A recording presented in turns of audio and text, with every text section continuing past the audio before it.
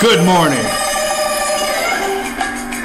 We've got to have a little Mission Impossible, spy versus spy. Good morning, I'm your host, BKP. It is Spygate. Do we have spy versus spy? I mean, I'm telling you. Take the mic out of my ear, buddy. Spy versus spy. President Donald Trump said it's Spygate. The deep state criminal element. Right? You know, would you have this daily excitement or drama or something to look forward to that would spin the media's head off if Hillary would have gotten elected? Not just the fact that we would have went so far to the left, not that we're not there already, but it would be very boring. I mean, she would have already in a year, just think, she would have already instituted the pantsuit clause, and everywhere you go, you know, women would be wearing nothing but pantsuits, right? That's it. You know, she would have already put in place the three colors because we didn't want anybody to get a misunderstanding. We didn't want any gender identity problems, so they would already be the law. If the Democrats had the House, the Senate, and Hillary was president, we would have the three neutral color rule, right, where men can only wear two, and everybody would have to wear the same colors on Wednesday or something rule, right? How boring would it be? Just saying, man.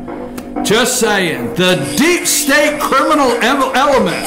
Spy versus spy.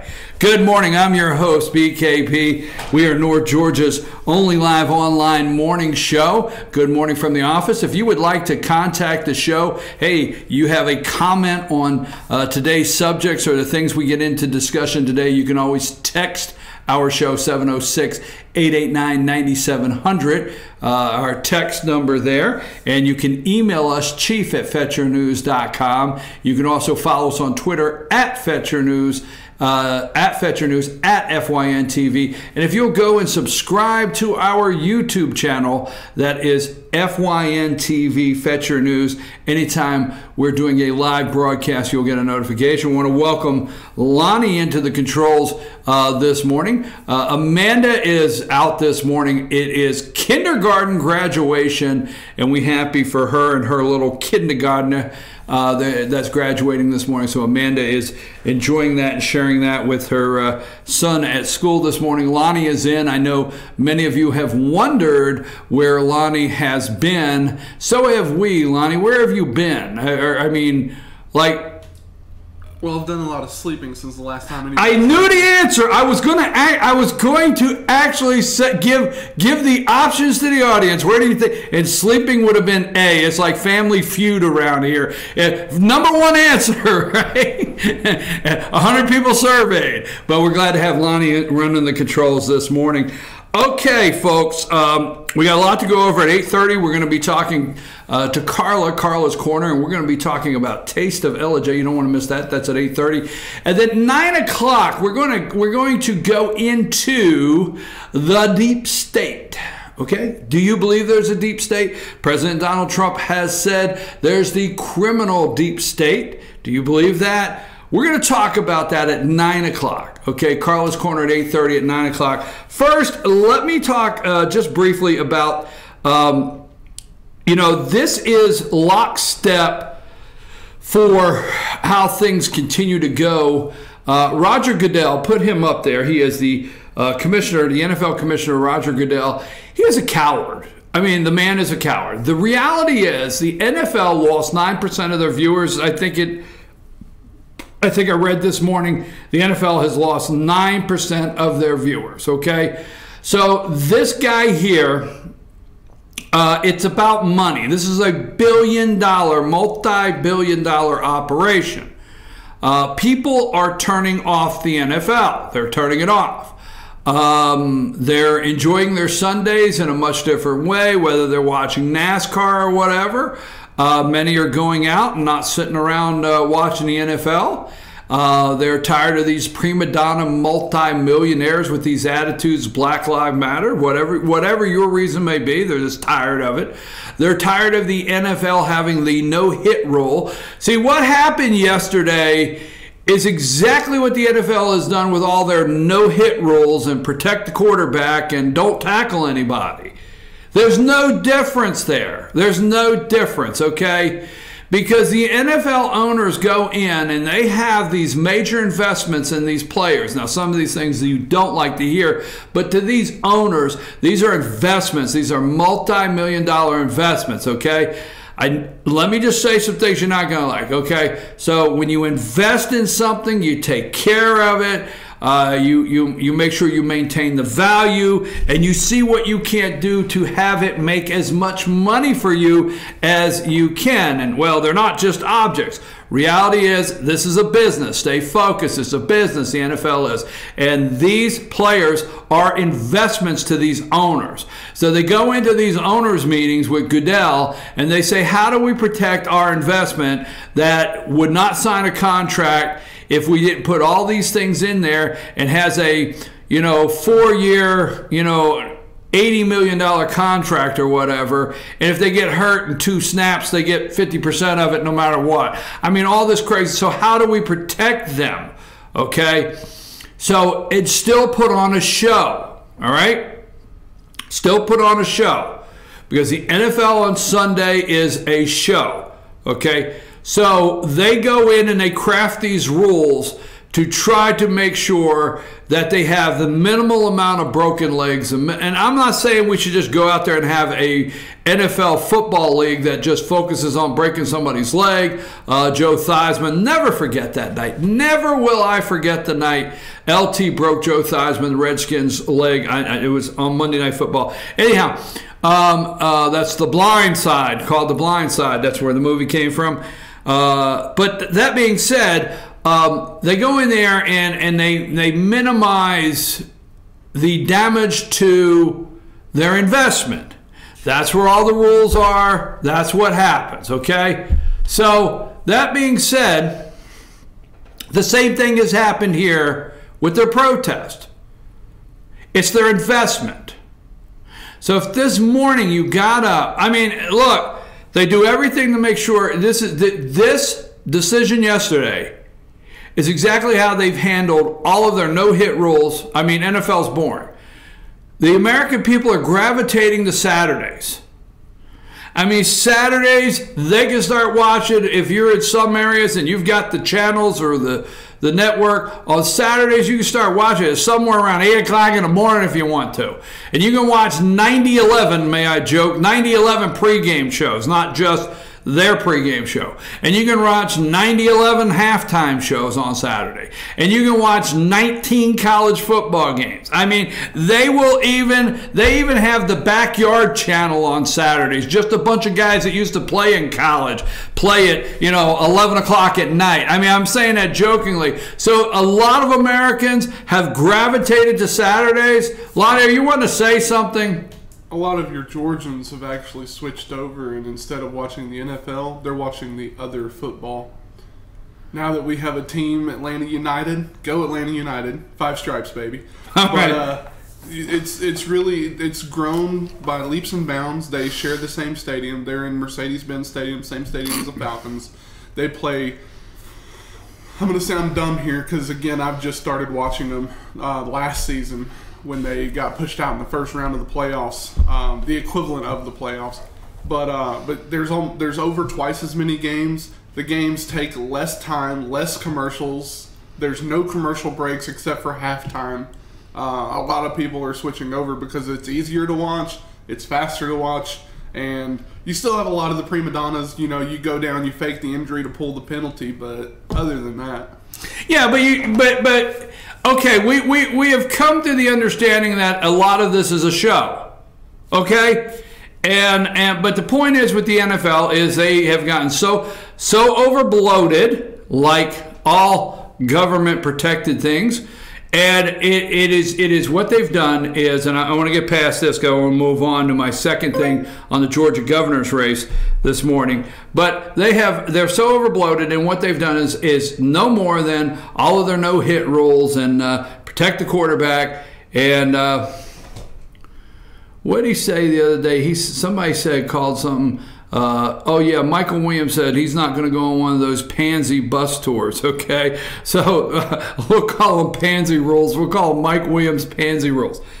That being said, the NFL said yesterday that there would be a fine for the teams for any players that took a knee toward the national anthem. This guy comes out and says this is a time that we will respect. There'll be a time of respect.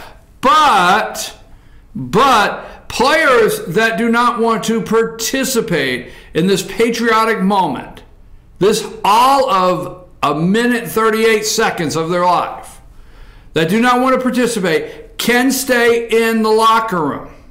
This guy's a coward. It's not about patriotism. It's about the TV cameras and you at home not seeing anyone take a knee. So if you don't want to, stay in the locker room, because the sideline cameras are going to pan the person that's singing, and then they're going to pan this sideline, they're going to pan that sideline, they're going to pan the American flag in the center of the field with all the military personnel holding it or whatever.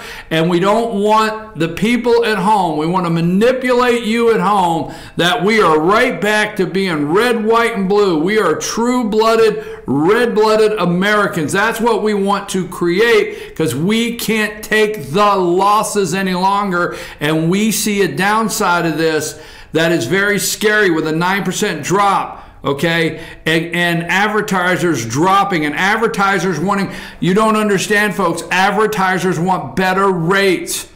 They go to the NFL and say, what do you mean you want this much money? No, it's not like it was before, okay? So that being said, the cowardly Roger Goodell and the owners of the NFL are claiming that they took a major bold stand yesterday in saying all players that are on the field during the national anthem must stand, or there'll be a fine for the team. The players that do not want to participate are welcome to stay in the locker room until it's over. Folks, I know how this might sound, but if you're on the team, it's a team. It is a team. That is the crux of the problem, is they lose that. They're multi-millionaires sitting in the locker room, okay? Because it's their job on Sunday, and that's all they care about is getting their check on Monday. So the team needs to go out together. The team needs to stand, or the team needs fined. Okay? That's all I have to say on that. We'll talk about it more later. Now, Georgia governor's race at 9 o'clock. Let me look at a couple things here. At 9 o'clock, we're going to talk about the deep state. I want you to stay put because I want to go over some things about that, okay? The deep state, I want to do that at 9 o'clock and look at some other things going on with President Donald Trump and some things going on in the national news.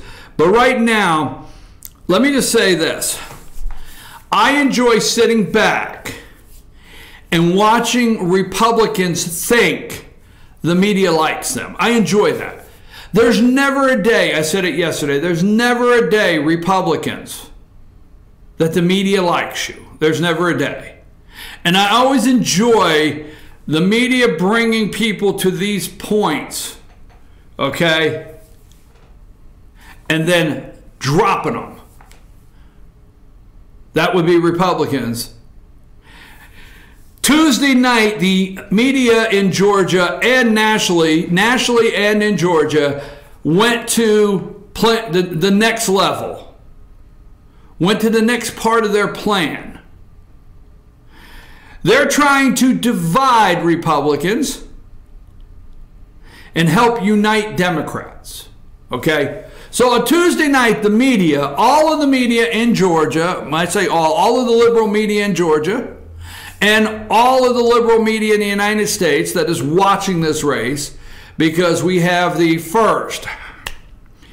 I get so tired of this. Why? On one day, we're all just supposed to be people, you know, red and yellow, black and white. We're supposed to all be precious in His sight, but people, okay?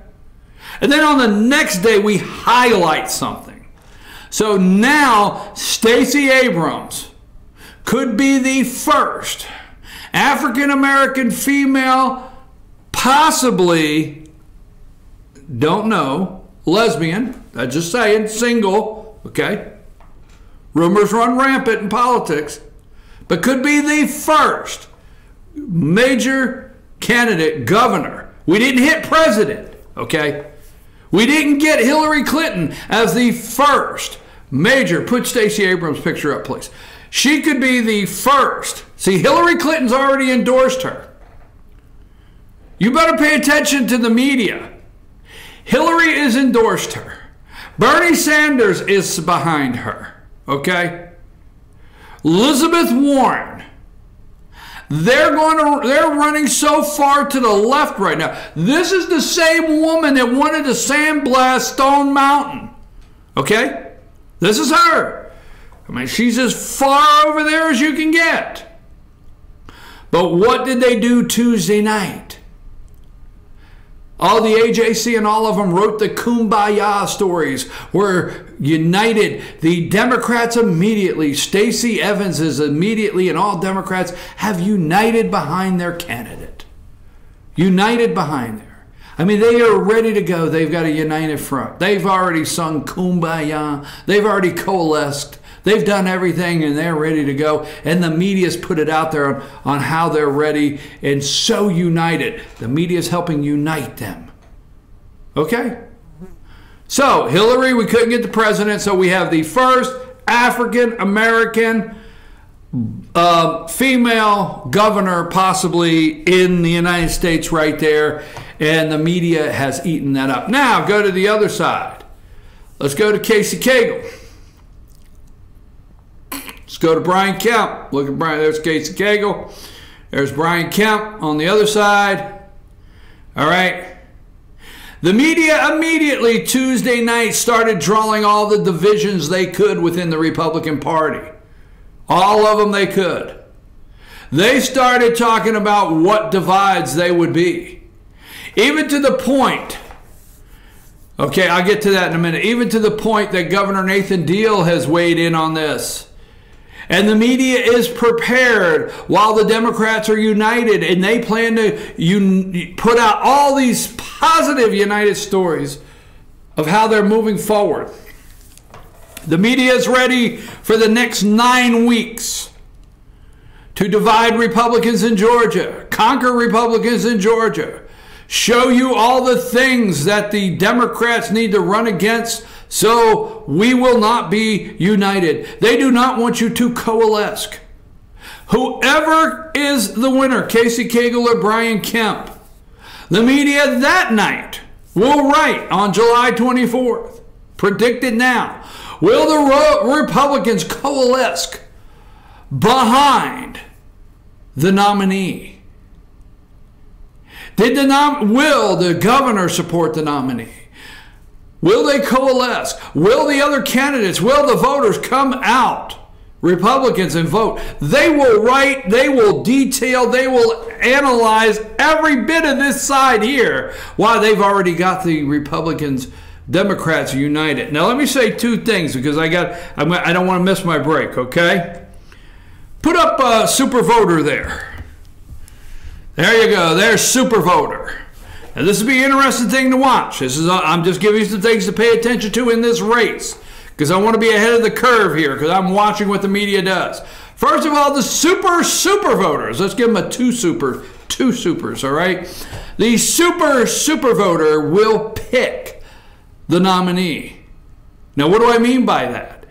There's a such thing in Georgia as the November voter, the general election voter.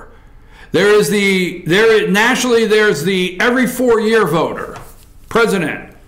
And in that race, that's when other people get votes. But there is the likely to vote every 4-year voter. Okay. And then there's the every November voter. The percentages go down. There's the every November voter, where regardless of what's on the ballot, the voters know it's November and they better go vote. So it's the every November voter, okay? And there'll be a lot of every November voters this year in Georgia based on the ticket. And then after the every November voter, there becomes the primary. And it dwindles down again on the percentage of turnout. And that's where the super voter makes the decision. The super voter, they vote every time the polls are open. They live to cast that vote. Why, they wear their red, white, and blue shirts just like I do, and they wear a red, white, and blue hat, and they've got flag t-shirts, and they've got don't tread on me hats, or whatever, even the Democrat side, whatever, and they are there, the doors are open, and there's a voting machine, and they will find it. And they are the people passionate and have convictions and have beliefs and have these standards and determinations and swamp removal. They are the core super voter, okay? And that's what you saw the other night, is what we'll call these super voters came out. Now, the runoff, and then I'll leave you with that. This will be the super voter. What does that mean? That means the runoff is July 24th. It means that it is the every 4-year voter, every November voter. I don't give a damn. There's an election. It is sunny out Tuesday. I have the camper on the lake, the boats out. I have the rafts behind the boats, and the kids want me to pull them on the lake. I don't care. I'll go in November. Or we've had this trip planned. It's the dead of summer. Really? I was going to cut the grass. This day, July 24th, will be the super voter. This is the opportunity for the super voter to decide. So all I'm saying to you is, what will that cause Casey Cagle and Brian Kemp to do? Will they go even further to the right? Because I'm going to tell you, that's where you find the double S voter. The super voter is way over here. I mean, they can't wait for the polls. They went yesterday. I mean, they are so dedicated. They still have calendars on the kitchen on the kitchen refrigerator. They put reminders on their phones. All right, they do everything because they're ready to go. How redundant can I be? But I'm telling you, they're the ones that pay attention. So Brian Kemp and Casey Cagle, here's the thing we all know.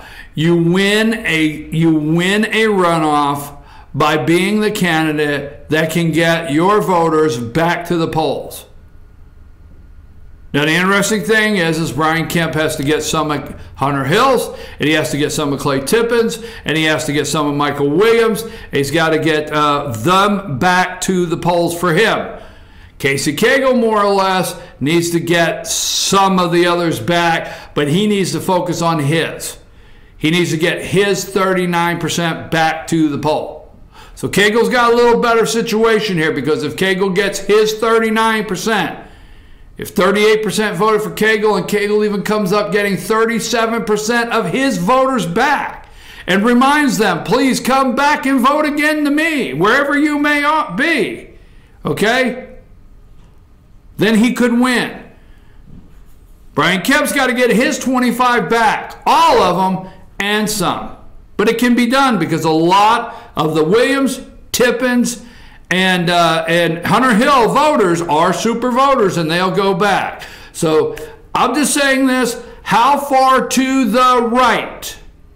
How far to the right will these two candidates go to appeal to the voter? Because I'm telling you, there's going to be a lot of information for Democrats to work with by time December 25th, after this election's over. And whoever, and I want to say drag, moved, pushed, pulled to the right, not that there's anything wrong with it, folks, but this candidate will be pulled so far over there So we may have a candidate really over here and a candidate really over here on the Democrat side. May be interesting, huh? May be very interesting.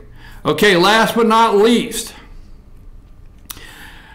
Governor Nathan Deal has issued a warning to these two candidates while they're going, because he knows, Nathan Deal knows what's about to happen. It's going to be scorched earth campaigning. And Nathan Deal has already warned these two candidates. It's like he's the ref in the middle. He's the official. And he has them both out at the center of the ring. And before he rings the bell as the actual head of the Republican Party of the state of Georgia, as governor, before he rings the bell and says take off, he warns them. My legacy is not in play. Do you understand? Governor Nathan Deal's already come out and say, look, you can punch him and you can punch him, but damn it, you better not take anything I've done in 8 years to task. You better not go after me. You better not tear down, because Nathan Deal has watched Donald Trump tear down Barack Obama's legacy, but he has already warned these two candidates, Brian Kemp and Casey Cagle, don't take my legacy to task. Now here's the interesting thing. The super voter, they're not in the 100% camp of the Nathan Deal. That's the tricky part. When you break that voter down, see the every November voter, yeah, they like Nathan Deal. That's where they're getting their 86% approval rating, okay? Their every 4-year voter, yes. Every year voter, yes. Super voter, it starts to dwindle down to how many of the super voters that actually come out for primary every time it's open, okay, that really care for Governor Deal. A lot of them feel he's been very liberal. He vetoed a RIFA bill, okay? A RIFA bill went to his desk 2 years ago, and he vetoed it. Oh, trust me, that's when you get into the super voters. They didn't want to know. They want to know why that adoption bill didn't come with protections for religious organizations. Yeah, they want to know in that super voter level. Now you get to the super voter. I'm not telling you that Nathan Deal is their biggest Republican conservative.